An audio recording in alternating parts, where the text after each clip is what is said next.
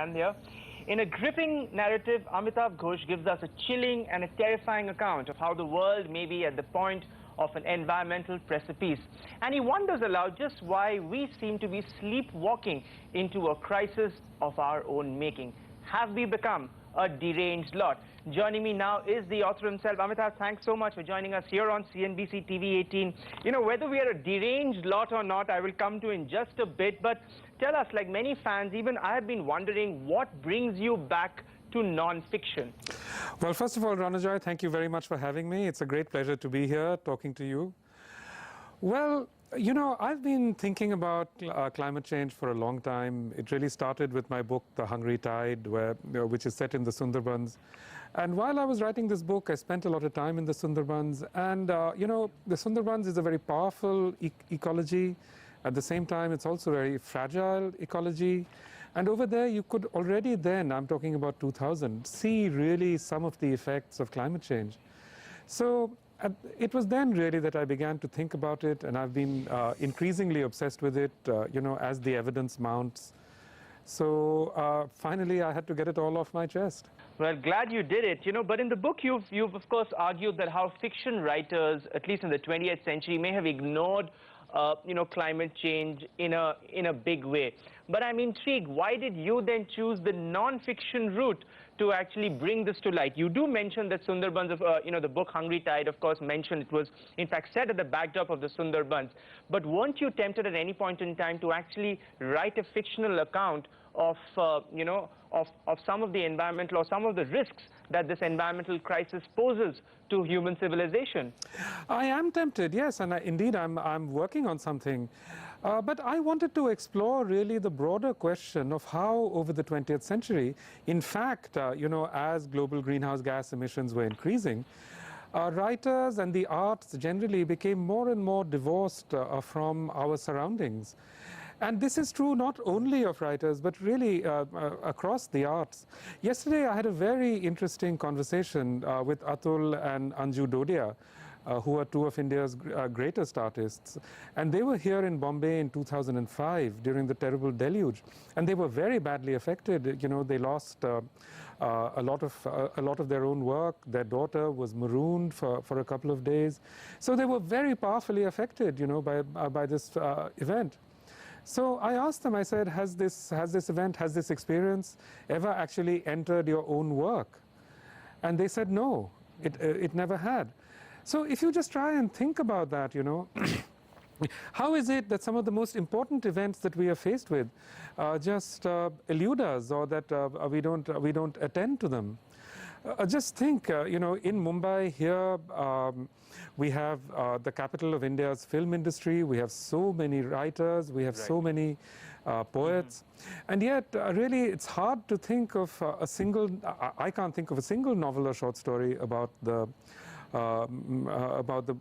deluge of 2005. Right.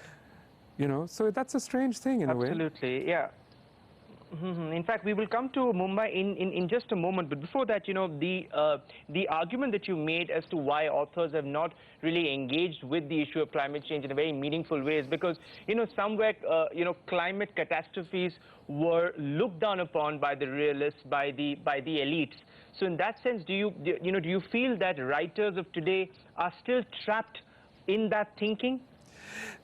In a sense, yes. I think the idea of people whose fate is actually completely enmeshed with their surroundings, this is something which, you know, in much of literature is really consigned to the margins, as it were. But increasingly, we see that all our fates are completely enmeshed with our surroundings, that there's no escape from it. And I think this is, in a way, one of the strange ironies of climate change, that it's suddenly made us realize that that freedom that we thought we had from our world was actually just an illusion. The world will never go away. We are really, at the end of the day, one of many different kinds of animals. And our fate is very much imbricated in our natural world. In fact, there's another irony there, Amitav, because in the 21st century, we are seeing youth far more aware, far more conscious of the risks posed by climate change. But the authors of the 21st century don't seem to be writing books on this. So in that sense, do you think that there is a disconnect with the authors on one hand and the youth on the other? Yes, that's absolutely true. I mean, I think if you look, I'm of course speaking of English language fiction in India. More and more of it is sort of concentrated on certain kinds of political issues, gender issues, issues of personal freedom and so on. But this other sort of meta issue that envelops everything else in our lives has gone unnoticed. And you mentioned young people. Certainly it's the case, I think, that many young people in the West are very acutely aware of what's happening and, what climate change portends for their future. I don't think there is as yet that sort of awareness in India. And yet we in India are perhaps the most threatened people on this planet. Right.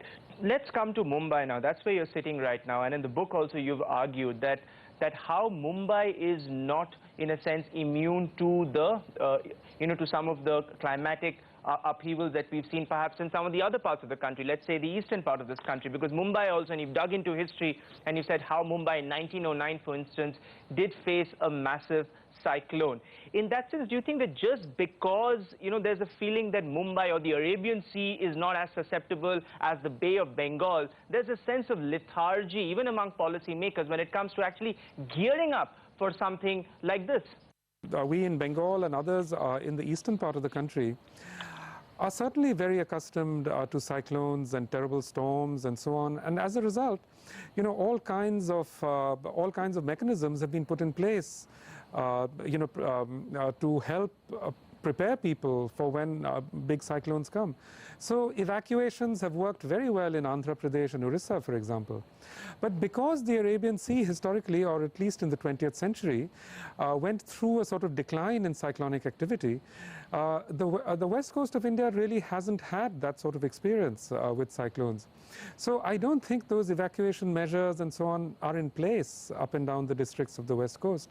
But one of the strange effects of climate change is that actually cyclonic activity is intensifying in the Arabian Sea.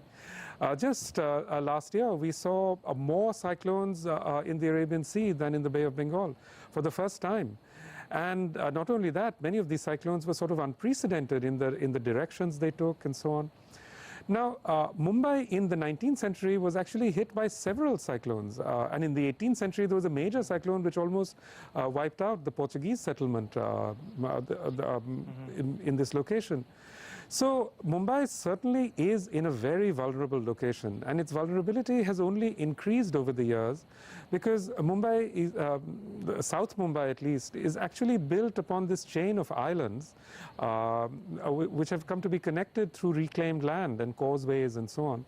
But much of this is still very low-lying, and one of the absolutely predictable effects of climate change is that the sea is going to continue to rise. How fast and how far we don't know, but it is already rising faster than many experts had predicted. So some parts of Mumbai will in any case be reclaimed by the sea. But what is much, much more terrifying is the thought of a major cyclone hitting Mumbai, because Mumbai is in a completely exposed location. And to evacuate even a part of Mumbai, say South Mumbai, would be an incredibly difficult proposition logistically. We are talking about 11 million people being moved out of a very narrow strip of land through various traffic bottlenecks and so on. Absolutely, Amitav. In fact, that is indeed a terrifying thought. And you actually believe that there is indeed a real threat of Mumbai or the West Coast actually facing some of the devastating cyclones that it had witnessed 200, 300 years ago? There is certainly a very great, there is a very great likelihood. Yes, absolutely. We can't be unaware of it. And, this is actually one of the things that climate change forces us to confront, that we have to prepare. We have to prepare for our sakes to create resiliency, And you know, when we talk about resiliency, usually people think we are speaking of rural populations and so on. But over the last 10 or 15 years, just think of the terrible impacts that have hit some of India's major cities with very wealthy populations. Mumbai, 2005, 2012, these unprecedented downpours, but also compounded by human impacts, you know, because our building has been so unregulated. Similarly, Chennai, we saw what happened last year in Chennai. It was a combination of, you know, natural and human impacts. And this is the terrible thing. We see now coming together this, what you might call a catastrophic convergence. And there is also a fear perhaps now that even the emergency measures that maybe you know, the eastern part of the country has in dealing with cyclones and such you know, sort of natural calamities, because where, you know, cyclones are far more common, may not be there in the western part of the country, whereas you said that cyclones, at least in the recent past, have not been common. So in that sense, that is also an added risk. Very much so. It's very much a risk. You know, as I said, you know, to put in place evacuation measures for Mumbai would be very, very difficult. You know, in any case, we do know that even with prior warning, a large part of the population will not evacuate. You know, this was seen in New Orleans during Hurricane Katrina. It happened in New York during Hurricane Sandy. It happened in Tacloban in the Philippines during that terrible superstorm that they experienced. And actually, it is very hard to evacuate a population because many, many people don't have anywhere to go. You know, if you say just evacuate, to most people, they'll say to you, but where do I go? So many people actually decide to try and ride out these disasters, thinking that, you know, they'll take their chances. And those are the people who actually pay the price for it. Amitav, let's hold that thought. We'll quickly slip into a break. On the other side, there's lots more with Amitav Ghosh. Don't go.